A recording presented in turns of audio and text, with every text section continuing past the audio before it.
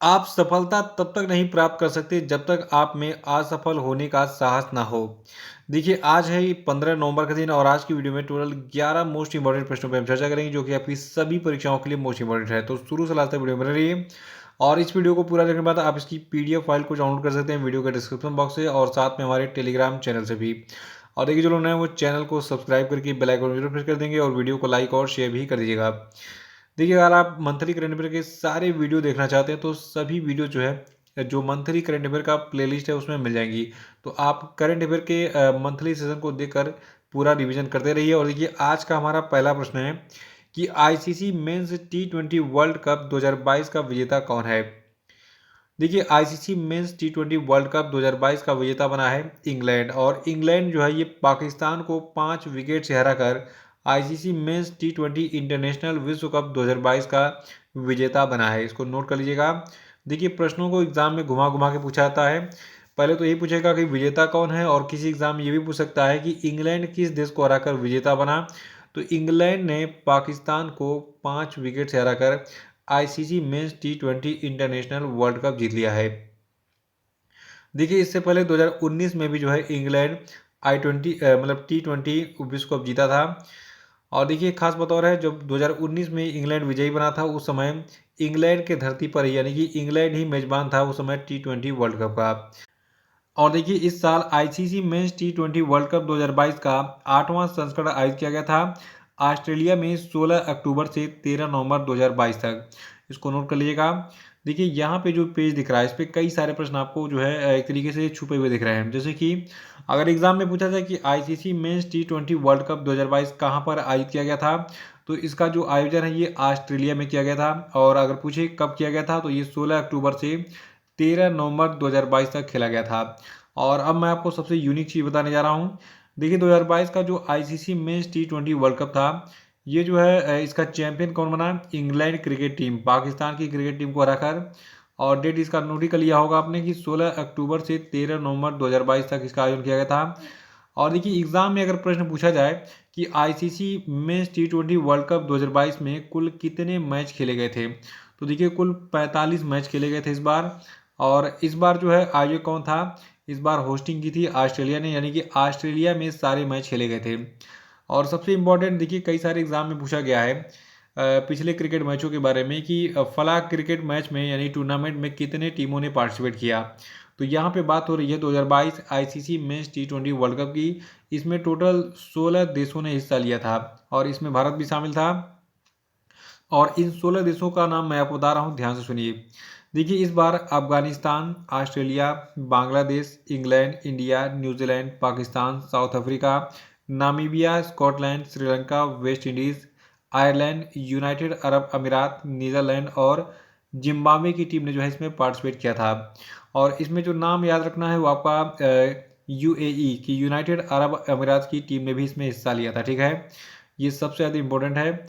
और सबसे इम्पोर्टेंट एक और है अफगानिस्तान। देखिए अफगानिस्तान में इस समय आतंकवाद चरम पे है तो बहुत सारे लोग सोचेंगे यार अफगानिस्तान शायद नहीं खेला होगा।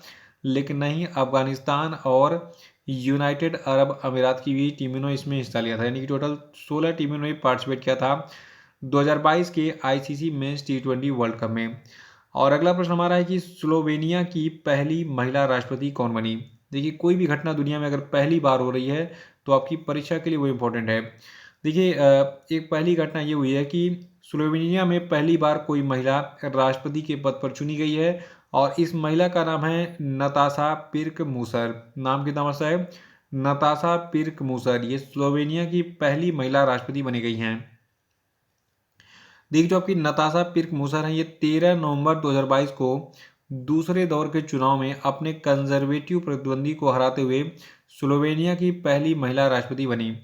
और नताशा पिर्क मूसर पेशे से एक पत्रकार और एक वकील हैं जो कि स्लोवेनिया में एक निर्दलीय उम्मीदवार के रूप में चुनाव लड़ी थी और राष्ट्रपति बनी थी। और देखिए स्लोवेनिया की बात करें तो ये आपका यूरोप में स्थित है और यहाँ के पुराने वाले प्रेसिडेंट जिनका नाम था बोरट पोअर। ठीक है तो इनका नाम आप डिलीट कर दीजिए। अब याद रखिए कि नताशा पिर्क मूसर राष्ट्रपति हैं स्लोवेनिया की। और देखिए स्लोवेनिया की कैपिटल है जुब्लिजाना और यहाँ की पॉपुलेशन है 21.1 लाख।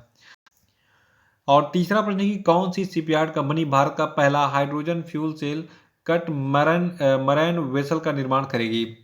तो देखिए, भारत का जो पहला hydrogen fuel cell catamaran vessel होगा, इसका निर्माण कोचीन शिपयार्ड करेगी।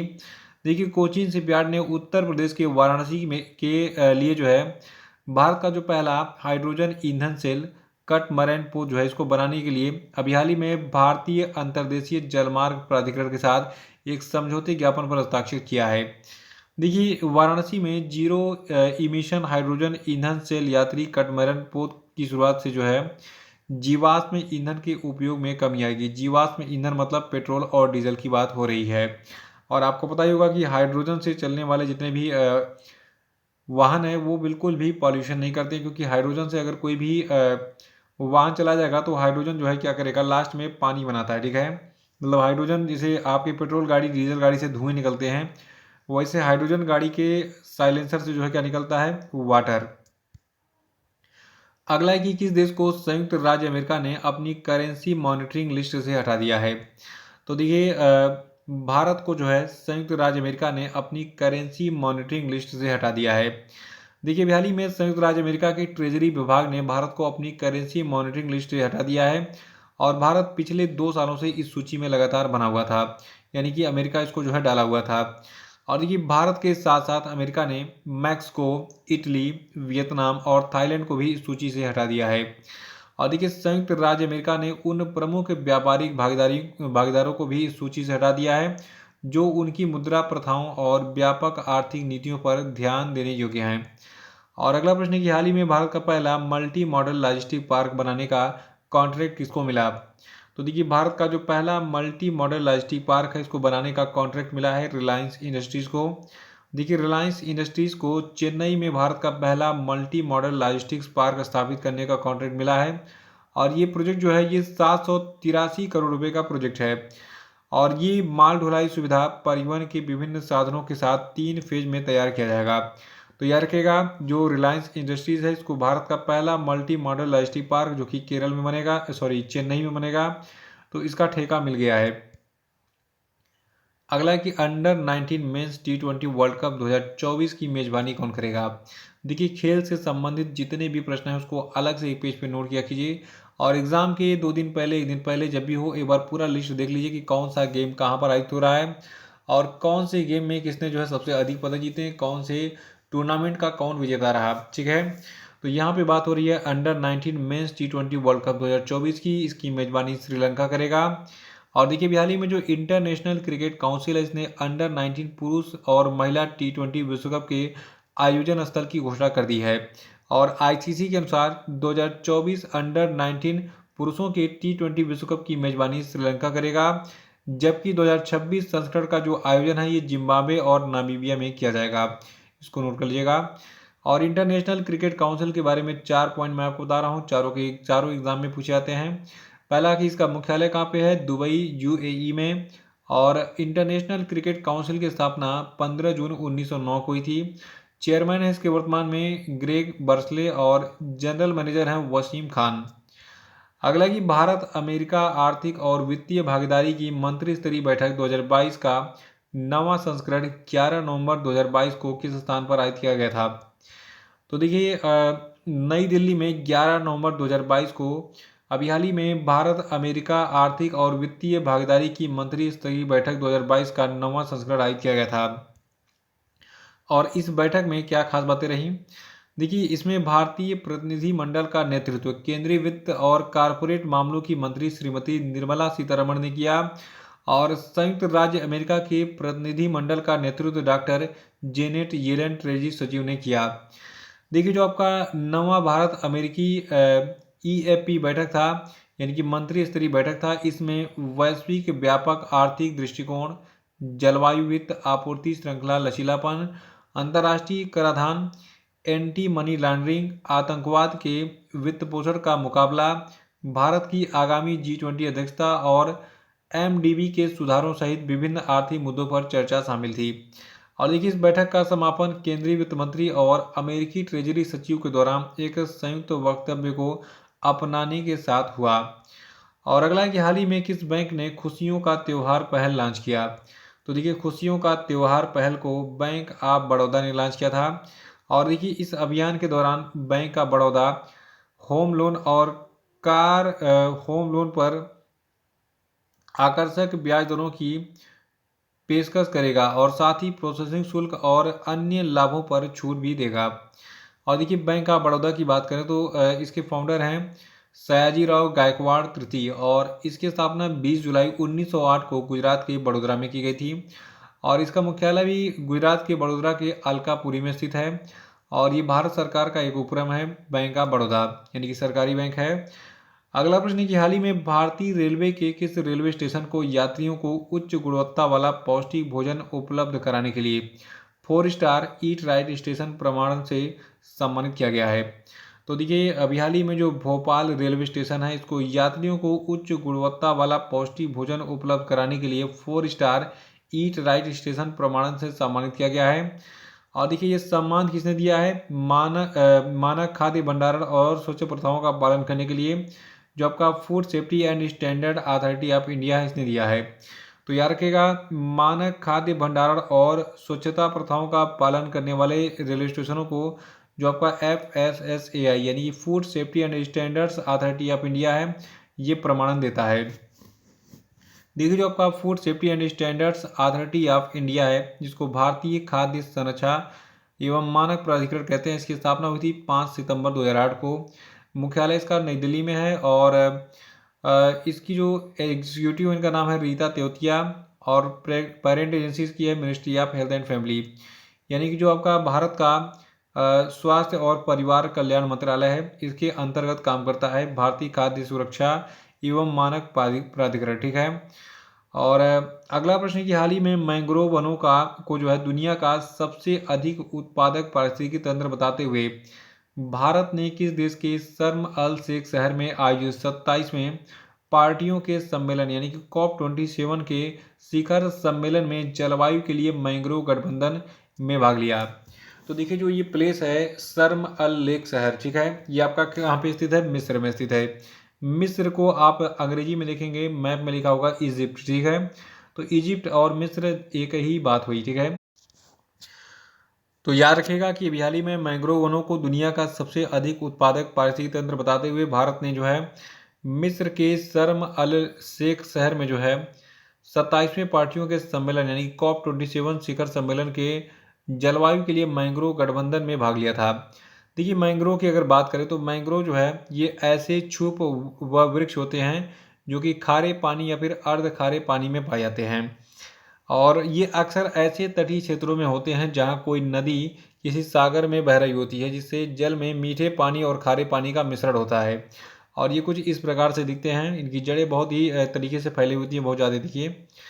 और देखिए आपने देखा होगा कि जो हमारा पश्चिम बंगाल है, ठीक है, तो पश्चिम बंगाल का जो सुंदरवन है वहाँ पे जो डेल्टा का निर्माण होता है उसके आसपास मैंग्रोव वन बहुत मिलेंगे क्योंकि गंगा नदी बिल्कुल ऐसे आ रही है उत्तराखंड से बहते हुए और सीधे ऐसे कई सारे राज्यों से होते हुए उत्तर प्रदेश से होते हुए बिहार और बंगाल से होते हुए जो है फिर जाके ये आपकी समुंदर में मिल जाती है। तो जहाँ पे मिलती है उसी पॉइंट पे सुंदरबन है, वहाँ पे मैंग्रोव बहुत पाए जाते हैं। और मैंग्रोव ऐसा एक तरीके से काजा प्लांट है जिसके बारे में एग्जाम में बहुत सारे प्रश्न पूछे जाते रहे हैं। यूपीएससी और पीसीएस के एग्जाम्स में जो है निबंध भी लिखने को मिलते हैं मेंस एग्जाम में, ठीक है। तो मैंग्रोव बहुत इंपॉर्टेंट है हमारे नेचर के लिए। और 11वां कि कौन सा देश भूजल संसाधन का सबसे बड़ा उपयोगकर्ता बन गया है? देखिए बहुत चौंकाने वाली न्यूज़ मैं आपको दे रहा हूँ। भारत जो है ये भूजल संसाधन का सबसे बड़ा उपयोगकर्ता बन गया है। देखिए भारत में पिछले 50 वर्षों में बोरवेलों की संख्या 10 लाख से बढ़कर 20 मिलियन हो गई है जिससे भारत दुनिया में भूजल का सबसे बड़ा उपयोगकर्ता बन गया है। और ये बात पता चली है central ground water board of India के अनुमान से, ठीक है, कि लगभग 17% भूजल ब्लॉकों का आवश्यकता से अधिक दोहन किया जाता है। और जिसका अर्थ है कि जिस दर पर पानी निकाला जाता है उससे अधिक पानी निकाली जा रही है लगभग भारत के 17% जो है भूजल ब्लॉकों से। तो इसको एक लाइन में याद कर लीजिए कि भारत भूजल का यानी कि जमीन से निकलने वाला जो जल है जैसे कि आप हैंडपंप से ट्यूबवेल से जो जल निकालते हैं उसकी बात हो रही है, उसका बहुत अधिक जो है उपयोग कर रहा है भारत। और ऐसे ही चलता रहा तो एक दिन जो है ग्राउंड वाटर कम भी हो जाएगा, कम तो हो ही गया, ख़त्म हो जाएगा। और अब हम बात करेंगे आज के सभी क्वेश्चन अपडेट में। देखिए आज का पहला प्रश्न आपके लिए कि हाल ही में किसको 31वां बिहारी पुरस्कार दिया गया, बताइए। दूसरा कि हाल ही में इंटरनेशनल मॉनेटरी फंड ने बांग्लादेश को कितने अरब डॉलर का लोन देने की घोषणा की है, बताइए। और तीसरा कि हाल ही में कब से कब तक सिटीजन परसेप्शन सर्वे 2022 आयोजित किया गया, बताइए। चौथा कि हाल ही में किस मंत्रालय ने 2025 से 26 तक राष्ट्रीय जैव ऊर्जा कार्यक्रम लागू करने की घोषणा की, बताइए। और पांचवा कि हाल ही में 7 नवंबर को संयुक्त राष्ट्र framework convention on climate change यानी कि COP27 के दौरान किस पहल को लॉन्च किया गया, बताइए। और अब हम बात करेंगे कल के पूछे गए सभी क्वेश्चन अपडेट के सही उत्तरों की। देखिए कल का पहला प्रश्न था कि मुख्यमंत्री नवीन पटनायक ने किस वर्ष के अंत तक ओडिशा को शलभ मुक्त बनाने की घोषणा की है, तो ये टारगेट ईयर है 2023। और देखिए अभी हाल ही में BSNL ने जियो और एयरटेल को टक्कर देने के लिए एक कंपनी है जिसका नाम है TCS, जिसका नाम है टाटा कंसल्टेंसी सर्विसेज, ठीक है। तो इसके साथ जो है कुल 26,821 करोड़ रुपए की डील की है। और देखिए भारतीय रेलवे ने चालू वित्त वर्ष 2022-23 में अक्टूबर तक टोटल 1223 किलोमीटर मार्ग का विद्युतीकरण किया है। और देखिए मूडी सर्विसेज ने जो है 2022 के लिए भारत का आर्थिक वृद्धि का अनुमान घटाकर जो है 7% कर दिया है। और लोक सेवा प्रसारण दिवस को हम 12 नवंबर को मनाते हैं। तो इसी के साथ आज का वीडियो समाप्त होता है। जय हिंद।